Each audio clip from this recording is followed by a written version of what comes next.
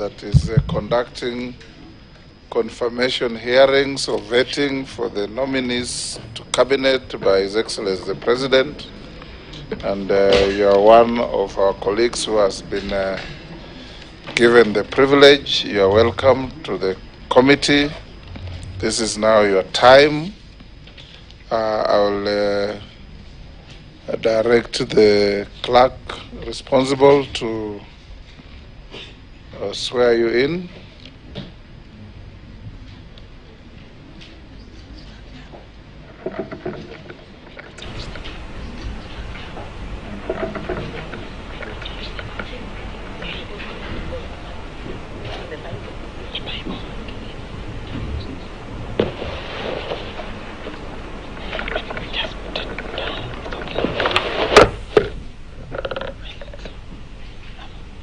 And affirm you can take the Bible or the Quran as the case may be. Yeah, thank you, Mr. Speaker, the chairman to the committee.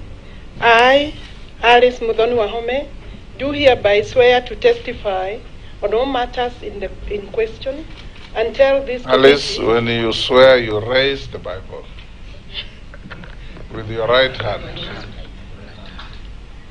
All right. I, Alice Wahome, do swear to testify on all matters in question and tell this committee the truth, the whole truth, and nothing but the truth. So help me God.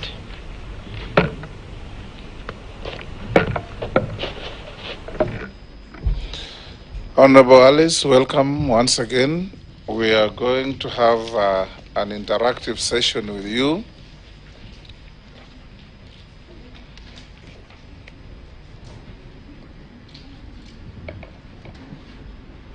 Where members of this committee, as you are aware, we are set up under the Act to conduct hearings and find your suitability or otherwise in taking up the position that the President has offered you.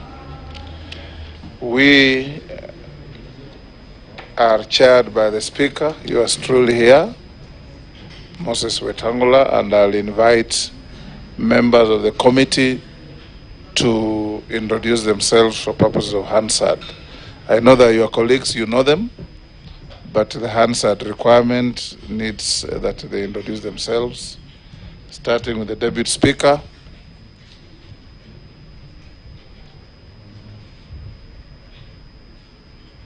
Good afternoon and congratulations, Honorable Wahome, on your nomination as Cabinet Secretary.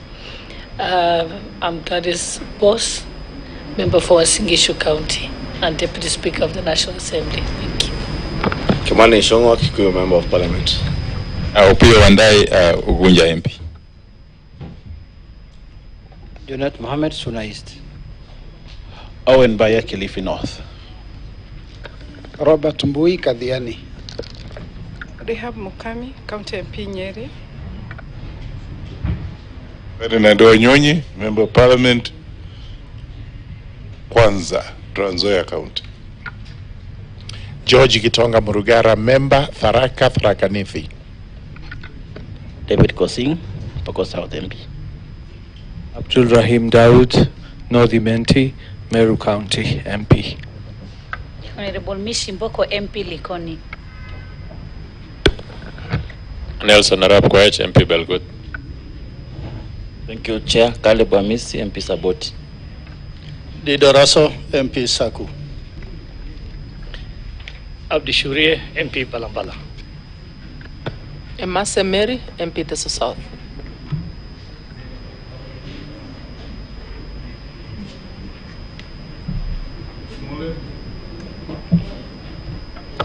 Stephen Mule, MP Matungulu. Naisula Lesuda, MP Samburu West. We also have our secretariat led by our clerk to the National Assembly. Thank you, Mr. Speaker. My name is Sarah Kioko, the acting clerk of the National Assembly, and I'm accompanied by the Deputy Director, Legal Services, Mr. Michael Karuru, and other staff who are assisting the committee. Thank you. Thank you, Honorable Alice Wahome. Our next step is to get from you your documents as indicated in the invitation letter. If you have them as a bundle, you'll give to the clerk after I mention them. They'll check your copies that you leave with us against your originals, which you may be at liberty to take back after the meeting. You have your compliance with tax obligations from KRA? Yes. You do? Yes, I do. Use the microphone, please. I do. Clearance with the Higher Education Loans Board? Yes, I do, Chair. Clearance with the Ethics and Anti-Corruption Commission? Yes, I do. Certificate of Good Conduct? I have one. From the DCI? Yes, I have one. Very good. Your national ID? I do have the original with me. Your academic certificates? Yes, they are there, Chair. Okay, that gracious lady will have them and compare your copies with the originals. Where there's a deficiency, she will report here and we will advise you. The only deficiency is that I could not trace my original certificate, University of Nairobi, but I have a letter from the university dated October 12, certifying that degree. I am also a witness that you went to the University of Nairobi. Thank you are Chair. 2 years behind me. Yes, I thought it was 1 year. 1 year behind me. Or thereabout. And you duly graduated and practiced law with me in the corridors of the High Court. Thank you, Chair. I still hold the current practicing certificate and have put one here. Excellent. I don't think any member has any issue with that.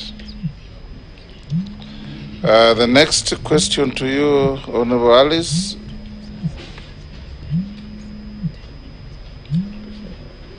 Are you a dual citizen of any country apart from being a Kenyan citizen? I'm a Kenyan citizen, no other citizenship. We will give you 10 minutes to introduce yourself. Who is Alice Wahome? What are you?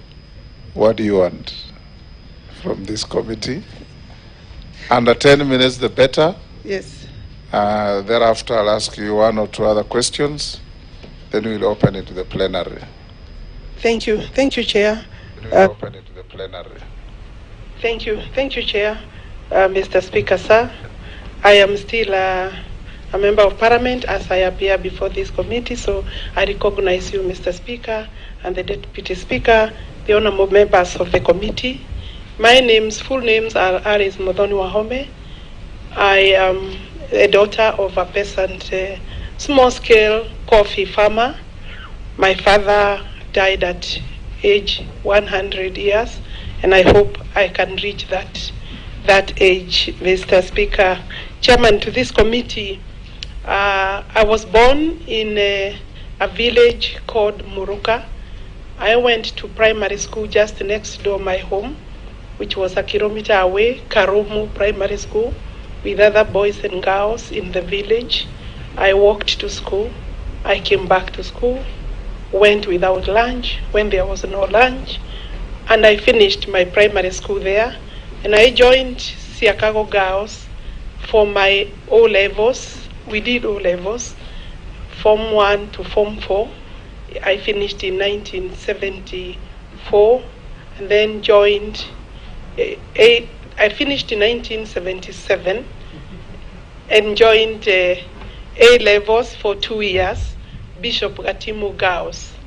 It is from there, Gadu Girls, that I was called to Nairobi University as a law student. And I did my 3 years. After 3 years at Nairobi University, I graduated with a Bachelor of Laws degree, and then I joined law school for 1 year Adatuda Jackson, and thereafter, my first job was a state counsel at the office of the Attorney General, where I practiced for about 2 years. I left and joined Makecha and Company, the late Makecha and Company. From there, Mr. Chairman, I set up AM Wahome and Company Advocates. After finishing, I think I did work for until 2014, when I was joined by my daughter, who is a lawyer, as a partner. And I believe she's in this room, so that we formed Wahome and Akendi, where if I am approved by this committee, I'll be resigning. I have held my practicing certificate from 1985 to date. It's still valid for practice, but I'm acutely aware that if I'm approved, I will not be able to practice. It is I would like to say something about my young age. I have worked like any other village girl. I have milked. I know how to milk. I know how to cut grass. I have cooked for my brothers, as was expected, even though some of them were older than me. I didn't understand why, but I know I did those jobs. I have followed my mother to the garden, to the shamba, up and down, and she was one of my driving forces or factors, because she was a hard worker. My father was a polygamous man. We are 48 siblings in my home, and very hard-working man. Something I don't wish most men or many men to do, but and especially with the current economic times, I know that it is really a situation that I looked forward to actually making an improvement in my life. In terms of my upbringing, I could say within the village, I was one of the few privileged girls, because my mother was very keen to ensure that I go to school. My father educated all of us through his coffee farm, about 9 acres of coffee. I was determined from that age to make a difference as a girl. I looked forward to leaving the village and joining other working people. And as I sit here looking forward for approval, and I hope that I will be approved, I would want to encourage other girls from the village going to school even without shoes today, maybe no water in their homes, no running tap, no food sometimes, but that there is a hope and there is a future, and they can be able to work and reach higher heights than what is their situation. I think, Chairman, I'm saying that I'd also want to let women know that there are many opportunities. If women understood, despite the barriers, patriarchal barriers, cultural barriers, economic barriers, society barriers, that there is still a lot of opportunities unexploited, and I am looking forward to exploit the current opportunity if I am approved. Chairman, at this stage, allow me to say thank you to His Excellency the President for finding it fit.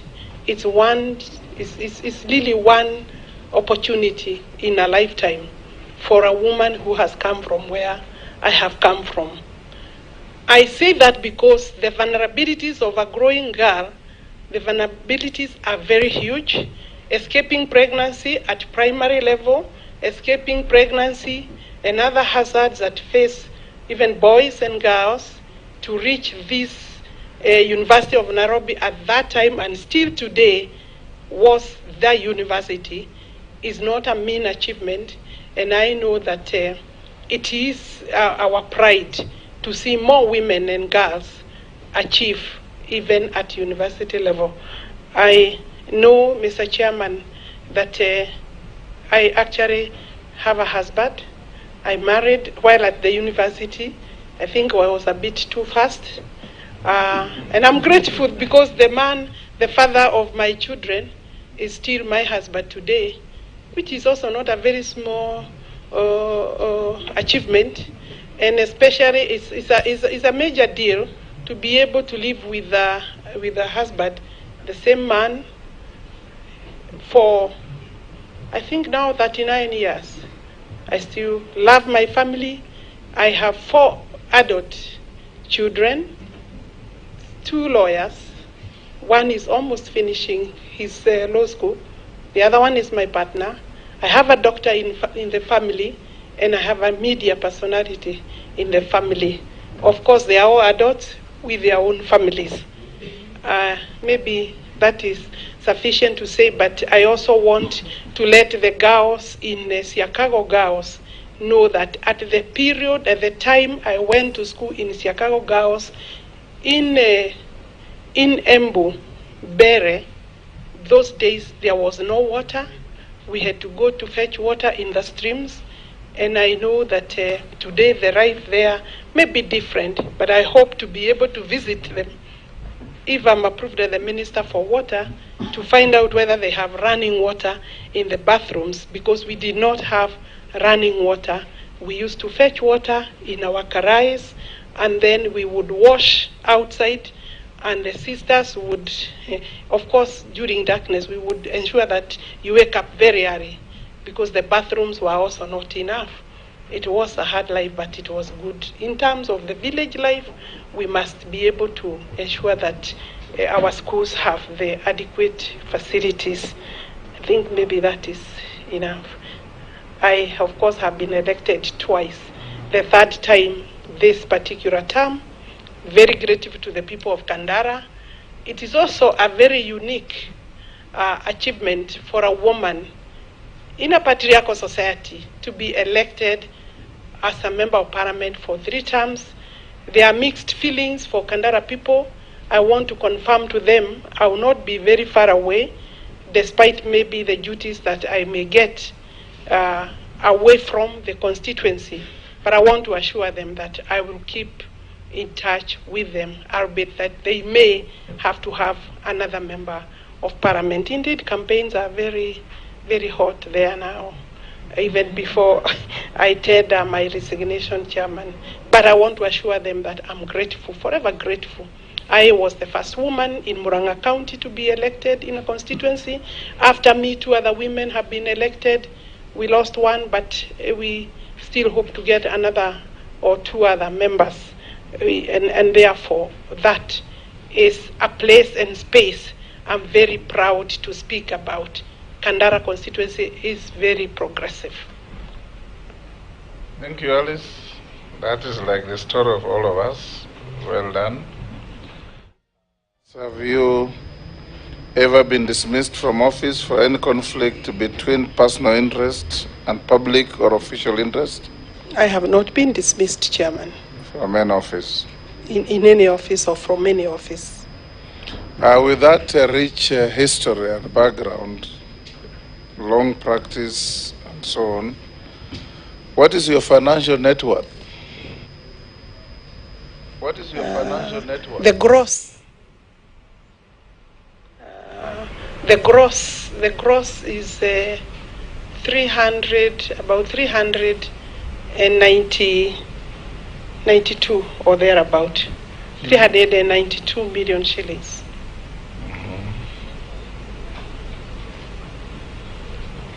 And what are your current and anticipated sources of income? Maybe I could say in the net. The net is 218 million shillings. The others are debt, yes. My net worth is 218 million. And this is a value of properties between myself and my husband. Some of them. Those are family assets? They are family assets. What are your current and anticipated sources of income? Until September, I have earned a salary from Parliament and I have been in and off practicing a bit very low, low key, because of course as a member of parliament you have very little time in your hands. I get about an allowance, fuel allowance of about 100,000 from my farm, and I also, from these properties, some of them are in my name, I get about 500,000 shillings a month. At the moment, they do not have tenants since COVID, and therefore I have no income coming from that end. I'm relying on the little 100,000 and my salary from MP, of course. Yes. Great. Now I will open up to the members to ask you questions on your docket. And the structure of our engagement is robust but respectful. We encourage you, being a veteran parliamentarian, that all questions are through the chair, all answers are through the chair. Resist any attempt to engage directly with any member of the committee, because that will not be helpful. I'll now give the first opportunity to the majority leader.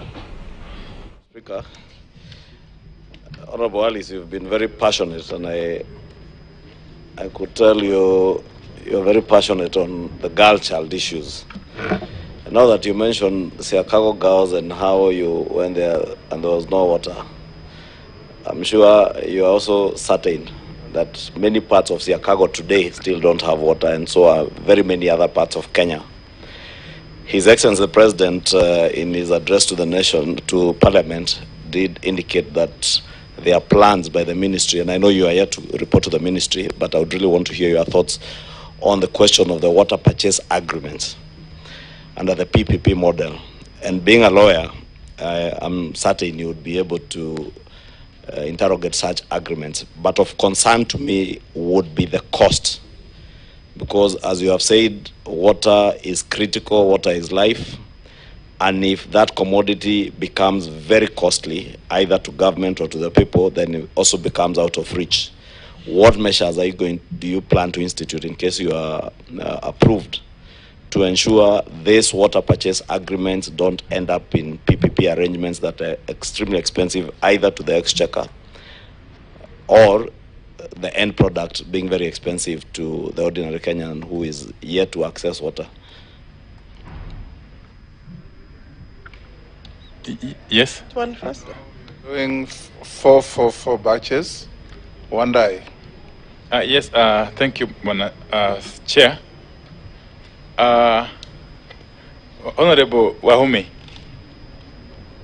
some Kenyans have accused you of having a volatile temperament, in other words, of having a short fuse, that you lose your temper so quickly. Okay. Some Kenyans accuse you of that. They may be wrong or they may be right. A case in point is the issue of 27th October 2017, when you were captured on camera roughing up and assaulting an IBC official by the name Martin Malonza over some disagreement on the filling of some forms, electoral forms, at Ngalaria Girls High School in Kandara. I'm sure you'll recall that incident. From where you sit, how would you take this act, considering the requirements, the stringent requirements of Chapter 6 of the Constitution, and especially Article 73, Sub-Article 1, which provides that authority assigned to a state officer, and by then you are a state officer, because you are an MP, that authority assigned to a state officer is a public trust to be exercised in a manner that, among other things, demonstrates respect for the people and brings honor to the nation and dignity to the office. 2, There is a matter, that is the succession course number 527 of 1981, if you may remember, where Miss Alice Wahome, I'm not sure if it is you, will confirm, together with other 3 advocates, were accused of misappropriating Kenya shillings 284 million, money that came from the estate of Mbiu Koinange. And this is captured in the judgment that was delivered by Justice Agri Muchelule, then judge of the High Court, on the 7th May 2020. What do you have to say about this matter? And how does it place you within the context of the Constitution of Kenya 2010, and particularly Chapter 6 of the Constitution, as you plead with us to approve your nomination to this very high office? Thank you. I'll give to the Deputy Speaker. Again, Honorable Wahome, congratulations. As a woman, I'm immensely proud of your getting this far. As you know, said the same to any man. Yes. With a light touch. She has Possibly not practicing said the same to affirmative any action. man. Yeah. It's called positive discrimination. I see that part of your docket will deal with the sanitation. And as you know, 73% of the plastic waste generated in Kenya remains uncollected and unrecycled, which is something that can produce energy for the cities around Nairobi. How do you plan to make a change to this tide and ensure that recycling and proper sanitation does, in fact, become a thing of the order of the day? Thank you. Yes, Junet. Thank you, Mr. Chair, Speaker. Chair, I wanted to ask the nominee that the docket that she has been nominated for is a docket that requires it is services all over the country. Water is essential and water is required all over the country. So I wanted to ask her, the nominee, how well does she know Kenya outside Kandara and outside Siakago Girls High School? What is her grasp of the country? Does she know outside Kandara how the country looks like? The second question I wanted to ask, and my last one, is there is a matter that came up in 2016, I think I was in Parliament, when Justice Philomena Mwilu was being vetted. And the nominee raised an issue and said that she had taken a bribe of 3 million shillings on a matter that she has filed in court. And she even wrote a letter to the EACC claiming that she's ready to present a proof. What is her position on that matter? Does she still stand on those grounds that that matter was and it is as she said at that moment in time? Thank you, Mr. Chair. You may answer those 4 before we get another batch of 4. Thank you. I will start chronologically the way they came. Yes. Kimani Ichungwa, you want to know how we shall deal with the hire purchase agreements for purposes of ensuring that we come up with, infrastructure. How shall that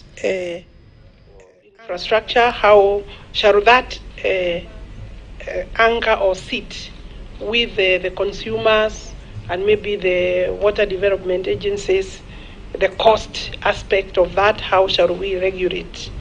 First, we do have WASREB, that is the main body that deals with the water regulation in terms of costing. But if you recall that on the State of the Nation address, the President indicated that he would be willing to commit the country to the tune of 500 billion for water resources development.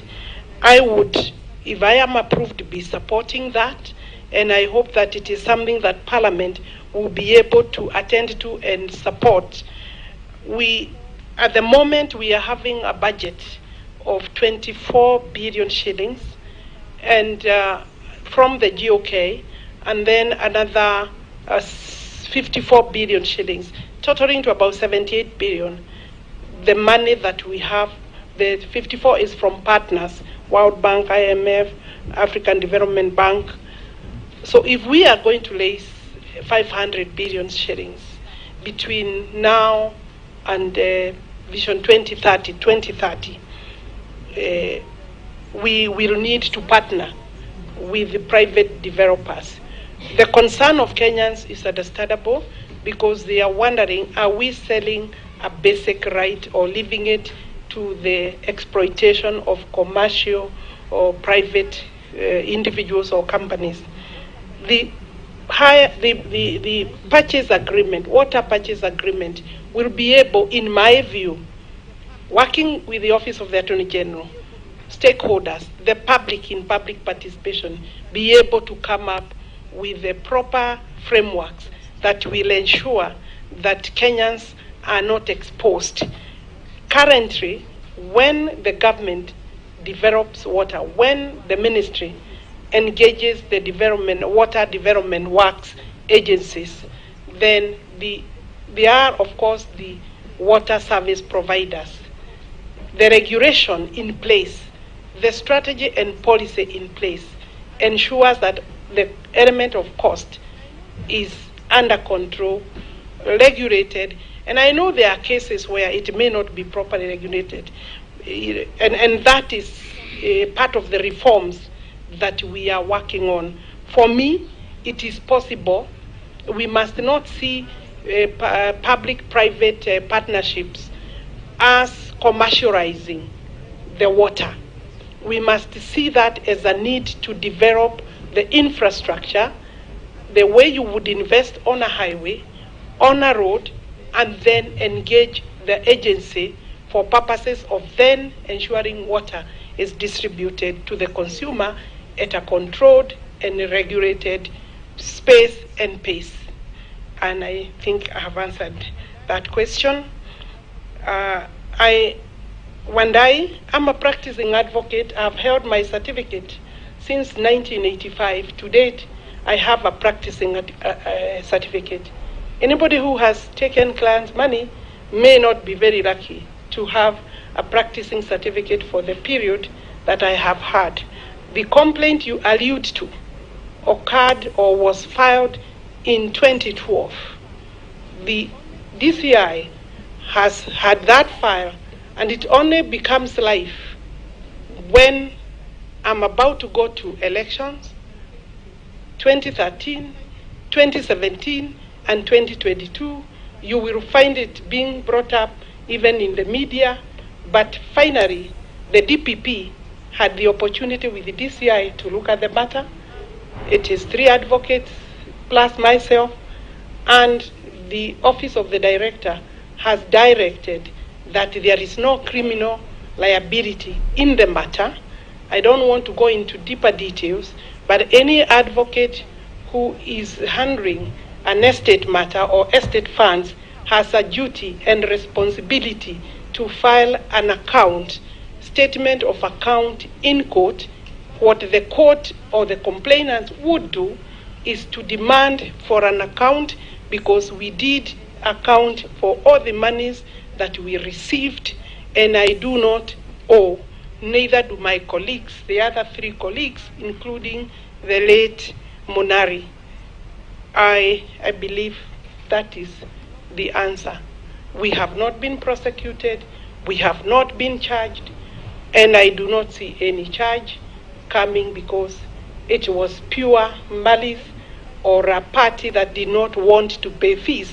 Let me remind you that an advocate has a lien over any money that they hold. They are entitled to charge their fees directly and render an account to the client. If a client is not satisfied, they can ask the court to look at the bill, do taxation, meaning the bill will be assessed by a deputy registrar on behalf of the parties. And if they need further recourse, the Law Society has a complaints commission. That matter has never gone to the complaints commission. I believe it was vendetta, if maybe not by the client, but advocates that felt maybe it was a good brief and they could take over from us. Let me go to the question of, I think you had another. You were asking in terms of public trust. I believe I'll be able to hold the office with honor. I've not been taken to any court of law, and even assuming I was taken to a court of law, maybe there would be dishonor if I'm found guilty. Assault, allegations of assault in the 2017 elections, I want to say that that matter was also investigated. No return was made in terms of any charges. I have not been charged. There was an altercation. I do not recall. You would not say what happened was assault against the returning officer. We had a tussle. It's regrettable, I would say so, but we had a tussle. The background of that was an issue of accounting in terms of votes given wrongly, posted wrongly. We had a returning officer who did not want to answer. It did not need to end where it ended. And that is something I'm sure even myself, we regret. We could have solved it a little better and tidier.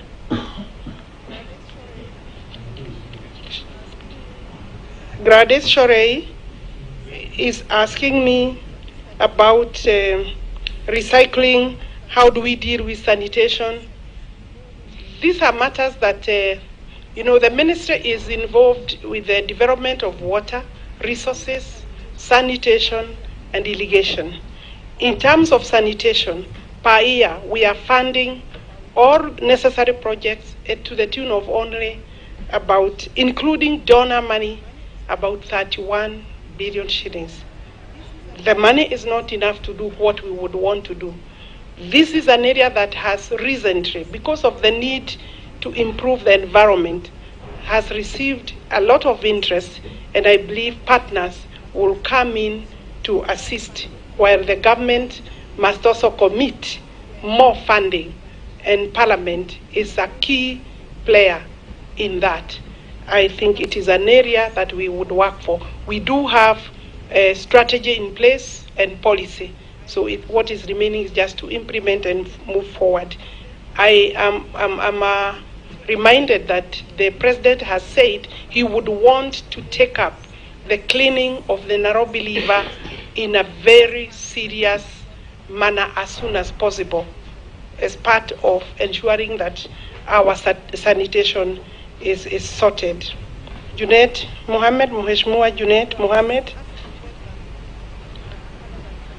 you are asking whether, other than Kandara, I know any other part of the country. I think in the ministry, I do not need to know any part of the country to be able to implement the policies that the ministry has developed. We have policy in place, we have strategy, reforms are in place, we have both the statutory and regulatory mechanisms, and we have very serious technical support teams in the ministry where there may be deficit or need to add, to improve, to train further. We shall do so that the designs, a lot of designs, including national master policy. I just need to sit on my desk and be taken through the national water policy and the national master plan for water. And then, therefore, I'll be able to find your constituency where it is or any other. But is it true that you don't know anywhere else apart from Kandara? I would be happy to go. Of course, that was his question. Mr. Chairman, to answer the Honorable Junet, I have traveled in all the counties in this country, both at my own free time and also during the very extensive campaigns that we did, including Junet Mohammed. I'm sure he has traveled. Mheshimiwa, I'll be able to find my way around, definitely. Thank you. We'll take the next batch. Hey, Junet says you have not answered his other question. Which? If I'm allowed, Chairman, I would like to leave that question because the Honorable Judge is now serving as a Deputy CJ in the country. I had raised the matter before Justice and Legal Affairs Committee before she was vetted. She was vetted and went through the process of vetting. There is no need, if I'm allowed, by the owner of the question and the Speaker, Chair, sir, not to answer any further or deal with the matter. Our rules preclude us from discussing judges at that level without substantive motions. You're right. Much obliged. I'll take the next batch of 4. The Honorable Owen Thaya, the Honorable, the Honorable Murugara, the Honorable Amisi and Naisula. You will have this next round.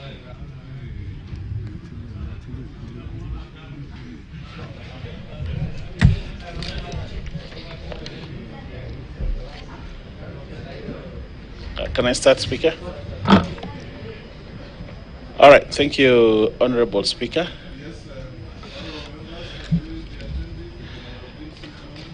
Okay. Thank you very much, Honorable Speaker, and to Honorable Alice Wahome, our nominee for water, sanitation, and irrigation. There is a clear relationship, or actually a correlation, between lack of water and poverty. In the Africa Water Vision by 2025, that is, Africa should at least have water by 2025 everywhere, potable water by 2025, which is just 3 years from now. If you look at that document, it examines this relationship very clearly and puts African states on their toes to ensure that water. Looking at Kenya the way it is, I think we are very far away from achieving that. My question to you, Honorable Alice, is as CS of Water and Sanitation and Irrigation, how will you reconfigure this country to achieve this vision by 2025? And what is it that you'd want Parliament to do so that you can achieve this vision, not only for the country, but also for Africa? Secondly, if I put it within this supplementary, Mr. Speaker, there are places in this country, if they had water, they wouldn't be as poor as they are. The docket on irrigation is placed squarely to you. How will you bring all this together to ensure that irrigation plays a role, but also water is found at home so that we can curtail the poverty that we have in this country? I thank you, Mr. Speaker. Poverty that we have in this country. I thank you, Mr. Speaker. You see? Thank you, Chair. To our nominee, our constitution, we heavily borrowed from advanced democracies, US, UK, Canada, some Scandinavian countries like Sweden. But the best practices are not borrowed. We see ministers in these countries, whenever they are faced with flaws or mistake, they resign. But in the history of our country, you've seen ministers saying that, some of them that may be known to you, that they rather die than resign. We get a lot of challenges during our working, especially these high-profile positions. There is a lot of pressure, and somebody accused you of being temperamental. Are we going to see a change that whenever there is a flaw to you, maybe in the course of your work, the pressure increases higher than normal, and your hand moves closer to somebody at a speed faster than lightning? Are you going to resign? As flimsy, as petty as the offense is, but are we going to see more responsible minister this time round? Next, Murugara. Thank you, Mr. Chairman. Mr. Chairman, this is to the nominee. Water is everything. In fact, they say water is life. And especially to poor rural folks in the poor areas of the country, the arid and semi-arid areas, which include my constituency, Tharaka Nithi County, the eastern region, Ukambani, the northeastern region and the northern parts of Kenya. We are now experiencing a drought.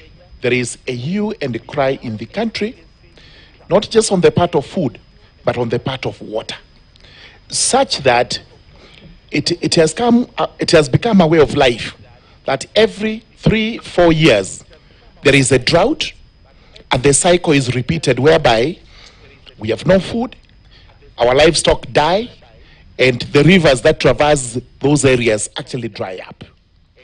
My question is, as a measure of extreme urgency, Dharura, what plans do you have to ensure that this problem in the rural areas, in the dry areas, semi-arid areas of the country, this problem is ameliorated such that it is not going to be a cycle. It may be a one-off, but not a cycle that is repeated every 3-4 years to the detriment of the citizens who live in those areas.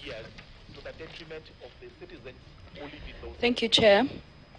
To Honorable Alice, and I would really advise and recommend that you really visit every part of this country when you're in that docket, so that you can actually feel the whole issue of water and how some parts of this country, people are really suffering. And so I do empathize with Kenyans in various parts of the country that have not had a drop of rain for 2 years now, and there has been no water for domestic and animal use. The case of human suffering is in the increase, while loss of livelihood continue to characterize life in the arid and semi-arid areas. And this is a matter of now, urgent. What urgent interventions and reforms will you put in place as a cushion to the devastating drought situation to see to it that households and school-going children have water? Excellent. Next. Who was the? Oh, we've done the 4. Yes, Alice. You can answer those 4. Then we take another batch. You can answer those 4. Then we take another batch. The first question was regarding my temperament, whether I will resign, or maybe he means whether I will fight with people I'm not happy with in terms of the way they are working. I'm not exactly a young person. I have the advantage of working now maybe for the last 40 years. And I do not recall any other incidents. You will also maybe want to know, and I want to put it on record, that I have been a politician for 20 years. Although I have served 2 terms and this now 3rd term, and I have not been involved in any other fight, altercation, except this that you seem to pick, honorable members. And I'm sure there are cases that can be very bad. I do not think I am a violent person. I am able to manage my tempers. Honorable Chairperson. Chair, Honorable Chair, I'm able to manage my tempers. Alice. Yes. The David Speaker. I have a slight interjection, Chairperson. That we do, it would be nice not to have the questions being subjective, because when the question is asked in a manner that is subjective and amounts to casting aspersions and passing judgment without giving the candidate an opportunity to elaborate, then it doesn't look good. I think you can phrase your question, Honorable Amisi, to say, could you elaborate on the following incidences with a view of assuring the panel that you have the requisite integrity standards? That's a better way of asking. And I know this because I haven't seen that line of questioning with any of the other candidates. Chair, maybe to make it even clearer. I'm not opening any debate. I believe I have carry on. answered. With your permission, Chair. I was going to move to the question of Honorable Murugara. I said I am able to manage my temper. Honorable Murugara wants to know.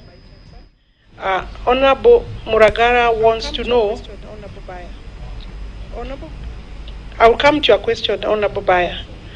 Honorable Murugara is asking a question related to climate change.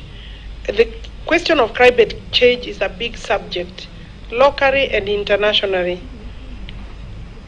It is true we have water, seasons of water, periods of a lot of rainwater, and the next time, maybe after 5 years, drought, serious drought or moderate drought. Indeed, when I was going through notes and seeking information in this area, I was made to understand that every 30 years or so, we normally get very severe drought, then followed by El Nino type of floods. It means we have not been able to learn properly. We have not put in place measures before that will deal with the water harvesting question. I have gone through the documents. We do have now Irrigation Act. We have water conservation regulations, and the regulatory mechanisms are in place. There is a lot of effort and research that has been put in place on how we can conserve rainwater, including coming up with, I think they call them dry valley dams, which means they will draw water from the rains. And indeed, when you walk, for example, when you go to water from Makueni, going those two valleys there, you can see big valleys that would be able to hold a lot of water. We have seen serious devastating floods in most of the eastern provinces, regions, the counties like the ones Mheshimiwa Resuda is referring to, her county, but that water after 3 months is not there. The ministry intends to partner with Parliament, provide funding with other partners, including private partners. I will go back to that question. Dams is a big solution. Development of dams, infrastructure is a big solution to the question of water, because dams can be able to hold rainwater, water flows from floods, and I have looked and seen that we have a long list of dams that are either 50% complete. A few have run into problems because of either the contractors have run into serious financial issues, but majority of dams are kind of halfway. I'm told that we need this, the whole of this, the master plans, the research, the designs are there. I'm told what we need is money. Between now and 2030, we need to raise 1.8 trillion shillings for both water resources development and sanitation by 2030. If we did that, we will possibly deal with 3/4 of our problems. So yes, I'm sure I'll be coming to the honorable members to be able to discuss how we can partner in the area of looking for more money. Honorable Baya is asking how, the question of hunger, poverty is related to no water, no agriculture, no growing food, no production. I agree with you. The docket of irrigation has received serious attention. I can assure you that. And I think sometimes there is a lot of politics around irrigation. If you look at the irrigation schemes that are there, and I'm sure your region is one of those, The Gurana scheme, irrigation scheme, is about 95%.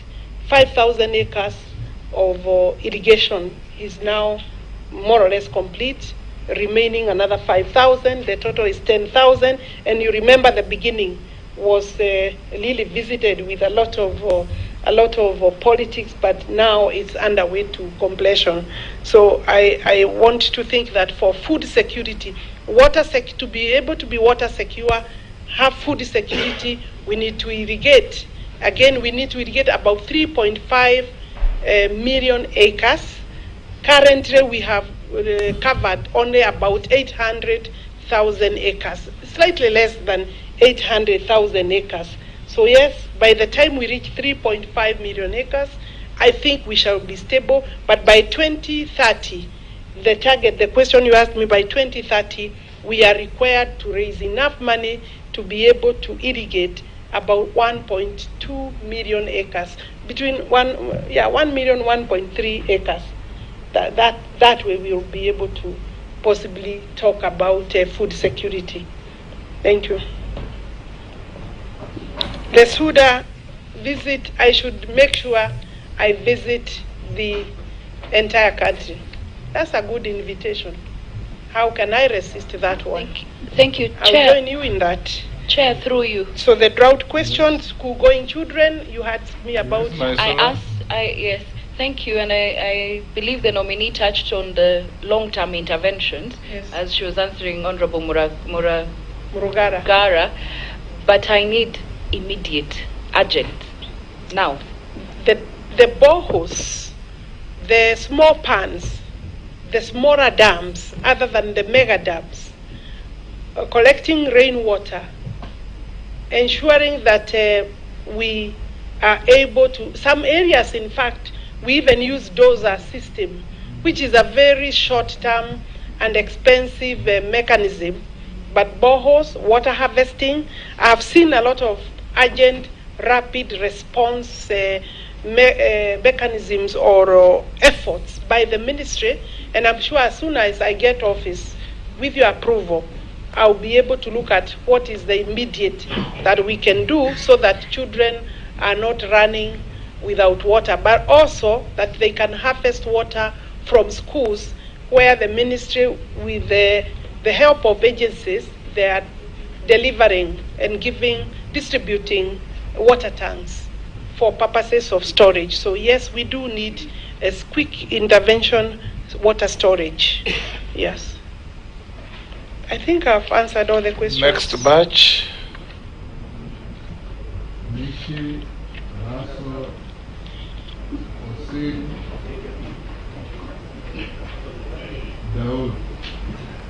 Thank you, Chair. Chair, all of us, we understand that Kenya is a water scarce country, and right now we're experiencing a lot of scarcity in terms of water, and the reason is being climate change, global warming, deforestation, and also destroying of our water towers. Recently, I've seen some leaders saying that they will allow some people to do cultivation or other farming in Mau Forest.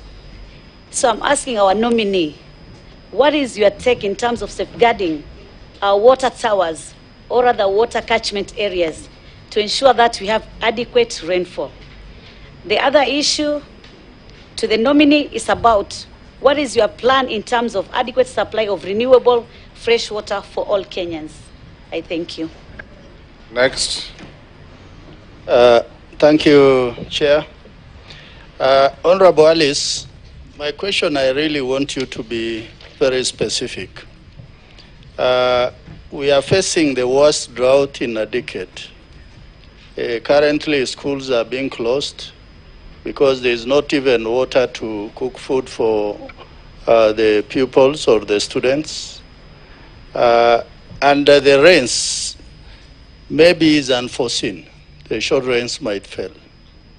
So what we are asking is, as a stopgap of immediate attention, what is the ministry doing? We know you have not sat on that seat yet, but you should be able to get the information and give us feedback to that effect. On the same, your predecessor was also a lady. She was not seeing eye to eye with members of parliament. And yet water is life, and water is life. We represent the people. We're actually the actual representatives of the people of Kenya. So how are you likely now to work with Parliament and members of Parliament? Thank you, Chair. Singh.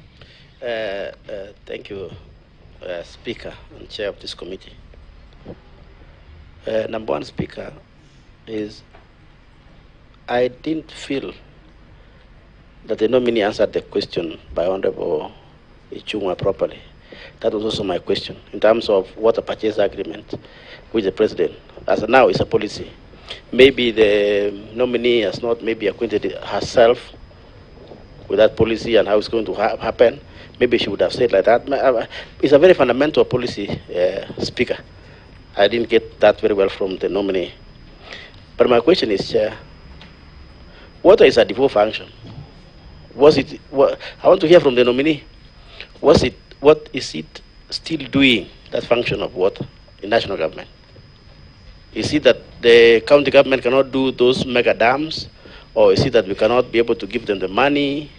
What is it that is amiss in our structure of devolved functions, Honorable Speaker, that national government is still insisting that, okay, maybe you people are small brothers, you cannot be able to do these mega projects we can be able to do as government. What is it that is missing? Finally, Speaker. One question. No. Finally, Speaker. Yes. It's not a question, but it's maybe a reminder that the nominee, if approved by this House, I want her to pay attention on the mega stall projects, Honorable Chair, particularly in West Pokot. There is one dam in history of Pokot Nation, one, Honorable Speaker, that has ever been done since God created the world. It's called Murun. You know that, Speaker. You know that's your home. We passed there. One since God created the world. It's about 60% complete. I hope the nominee, if she gets this one, takes that as number one, because that's the only one, Chair, since God created the world. There's no other dam that has been done in West Pokot. Thank you, Chair. This is a reminder only. Thank you. Thank you, Chair. Mr. Speaker, I want to ask the nominee for water. We have a river which comes from Mount Kenya, going through Meru, going to the Raka, and it is a major source of water for Mount Kenya East. And Mr. Speaker, through you, I would want to ask if the nominee goes through, because there are people who are irrigating with that water, and it's not just in Meru, in all the rivers in the country. They're doing hydroelectric plants, irrigating and everything, and people downstream cannot get the water. Mr. Speaker, I would want to ask the nominee, once she gets into office, if the House approves, what is she going to do with those areas? Because Meru is not known to be arid or semi-arid, but right now people are dying in Meru. Mr. Speaker, again, we hear about dams in each and every county. For the last 10 years, Mount Kenya East, we have talked about a dam, Kianjuri Dam, which was supposed to be done in Mount Kenya, which would go to Meru County together with the Rakanidi County. Mr. Speaker, we hear there are dams everywhere, but we are wondering, is the Rakanidi and Meru not in Kenya, that we do not get those dams? And we hear, the other day we heard in Kirinyaga 20 billion, we hear Aror and Kimwarer 50, 60 billion. Now we are wondering, where do we stand? So we would want to ask our nominee that if you are nominated to that office, you do a fair distribution of dams in all over the country and not just in a few areas. Thank you. Answer as you do so. I don't want us to answer as you do so. I don't want us to repeat ourselves. The Honorable Posing asked you Ichungwa's question, and in my estimation, you had adequately answered it. You said you'll have public participation, you will have a look at each case in its own merit, and you'll consult the Attorney General to come up with proper, acceptable legal documents for the water purchase agreements. So you don't need to repeat it so that you answer other questions. You can answer him on Murunyi Dam and others. Kopsing, and maybe I could then start with that so that I finish. Thank you, Mr. Speaker, even Chairman, for helping me out on that one. Water is devolved. That is your statement. What the national government is doing is water resource development infrastructure and managing that infrastructure so that by the time the counties are given water, then they are able themselves to distribute. They still have a big role. I guess it is not possible for the national government to deliver on delivery of water access to water to everybody without involving of the counties. But I'm sure you also agree the infrastructure, the management and development of that infrastructure is still a role of the national government. But it also does not stop the counties from coming up with their own irrigation and water projects. So I think I have answered that. If you look at the Constitution, it is not, there is nowhere it is stated that the national government will not work and develop the infrastructure. The dam you are talking about is 60%. Mheshimiwa, it's not just this particular dam that it is incomplete. There are very many dams. I've looked at the documents.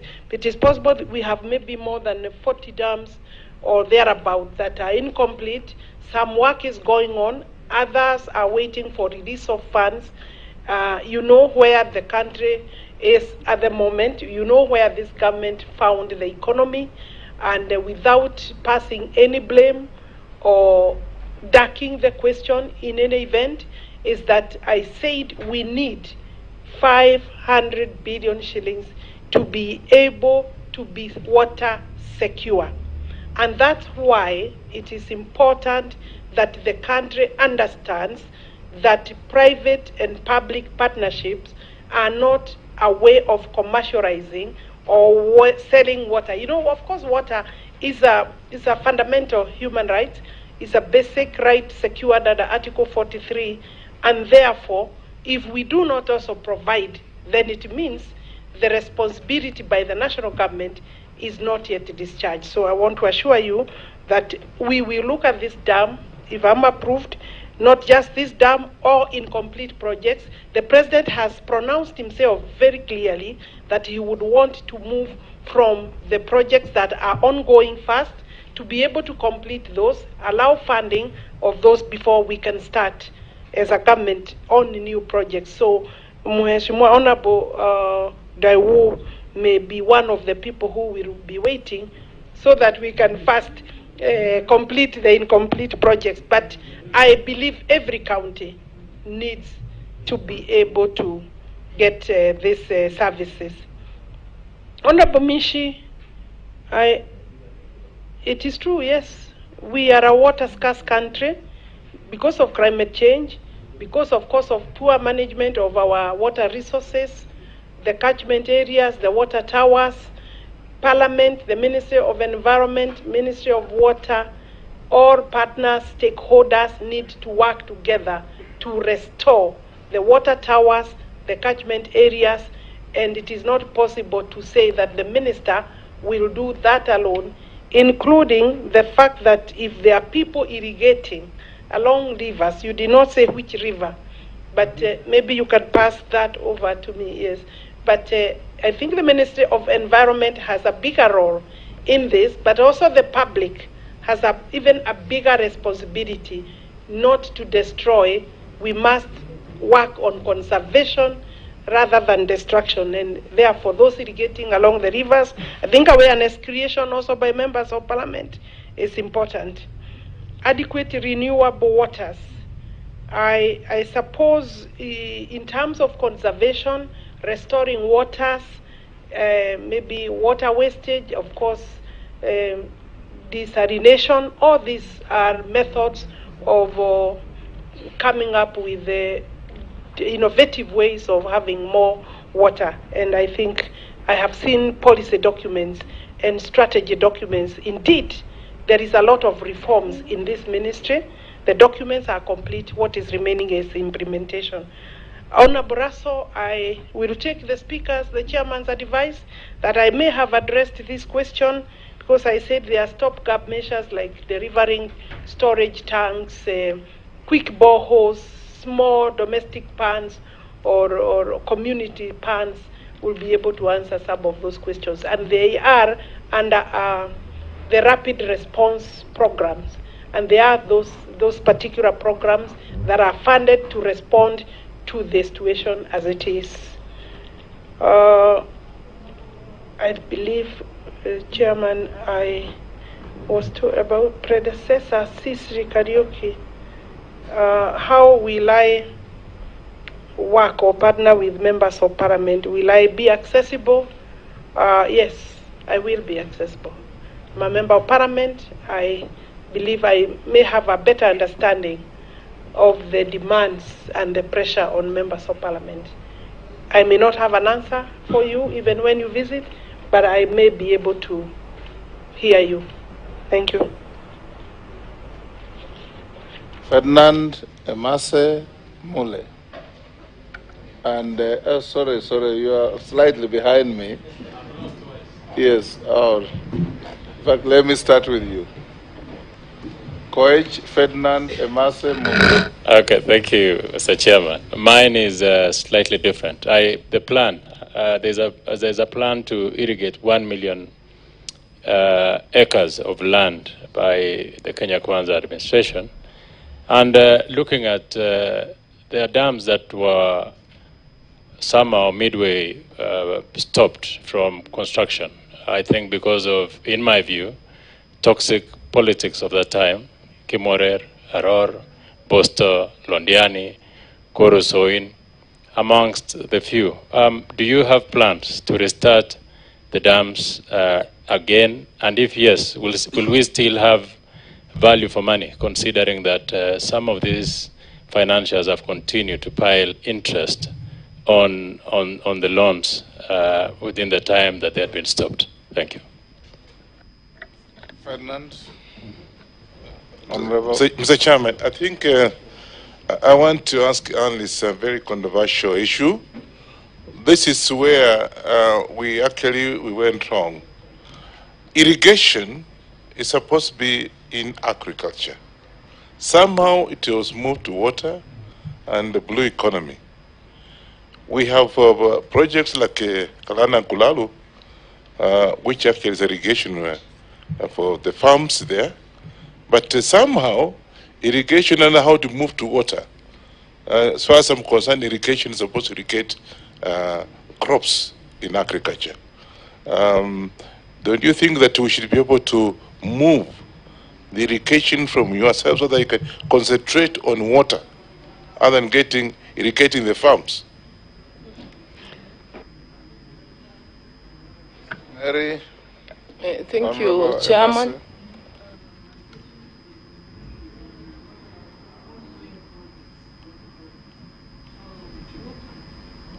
Sorry. My question is on ongoing projects. Madam Nominee, water scarcity cuts across. It affects majority of the population, not only in the arid and semi-arid, but even in wet areas like Western Kenya, Busia, where I come from. There is water, yes, but we do not have deliberate structures to harvest that water.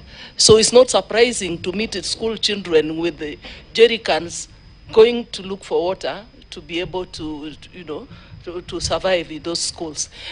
So my question is, what will be your priorities? Because government has initiated a number of water projects across the country, including Busia County. So how are you going to prioritize, noting that, noting the economic situation, the fact that we are cutting down on most of the budgets across the sectors? So what are you going to prioritize? Thank you. Thank you, Speaker. My question goes to the nominee, and I will, Speaker, encourage you, please allow us to frame the question which was asked by Honorable Chungwa, because I find it very important for simple reason, Mr. Speaker. We are putting about a budget of about 500 billion shillings on the PPP. And I didn't hear the nominee come out very clearly on the clear pillars. And probably for the doubt of Kenyans, what are we talking about? We are talking about 5 pillars. I can name them very quickly. The water scaling, whereby we are looking at the quality, quantity, rate, and the rate of adjustment. The sale capital, the purchase tripartite agreement, the terms of agreement, and the water usage in that particular project.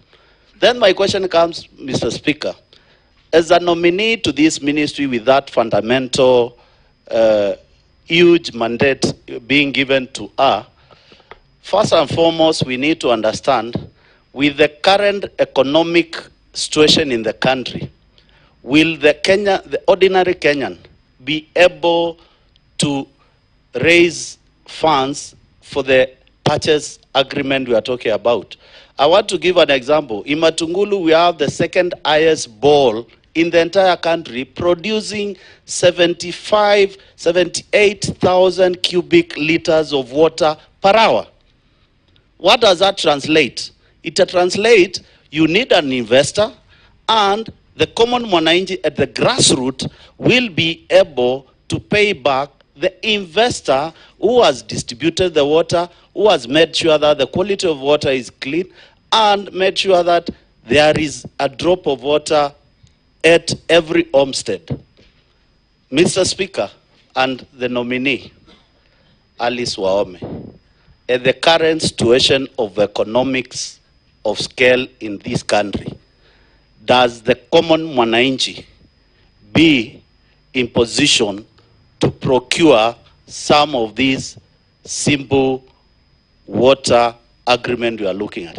And I think you should be bold enough to advise the government on the best model, and if the model cannot work, will you be in a position to stand and tell the president, please, Mr. President, you promised the hustlers water, give them water without metering? Thank you.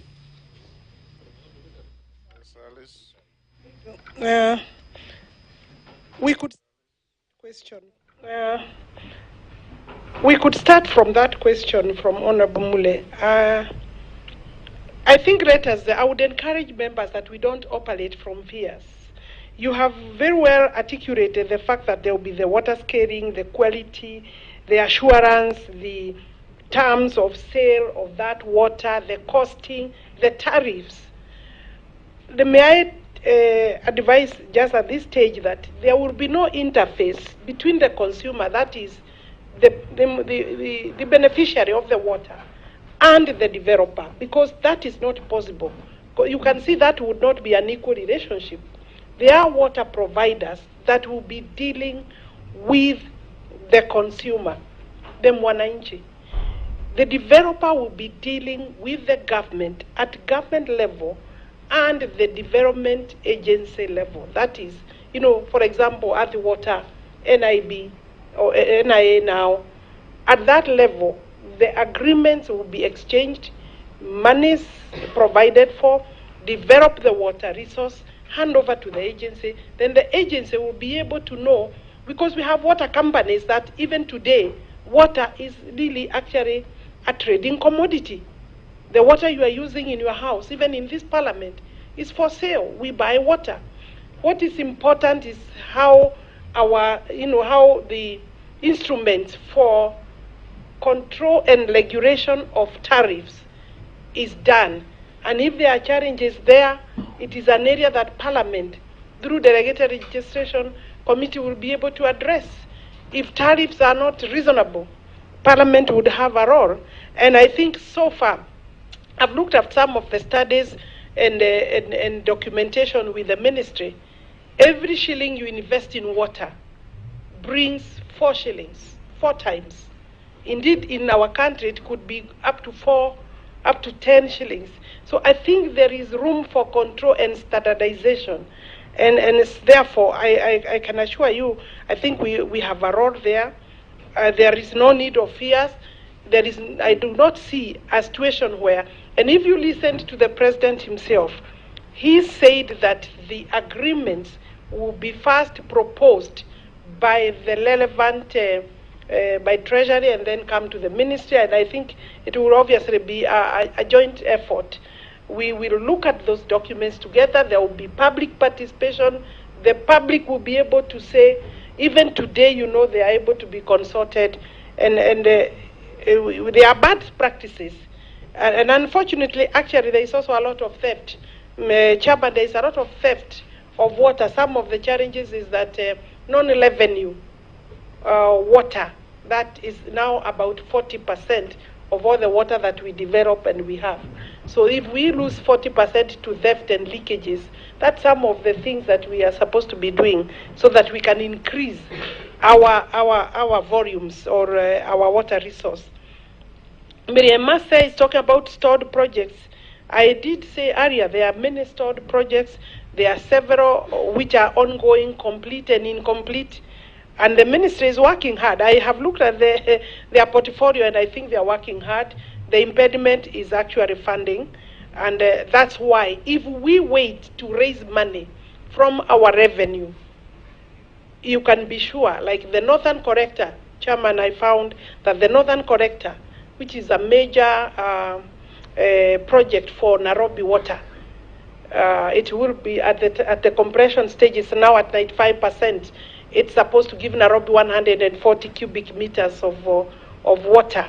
That project was supposed to have been completed in year 2000. We are developing it now. We are completing it now. What does that tell you?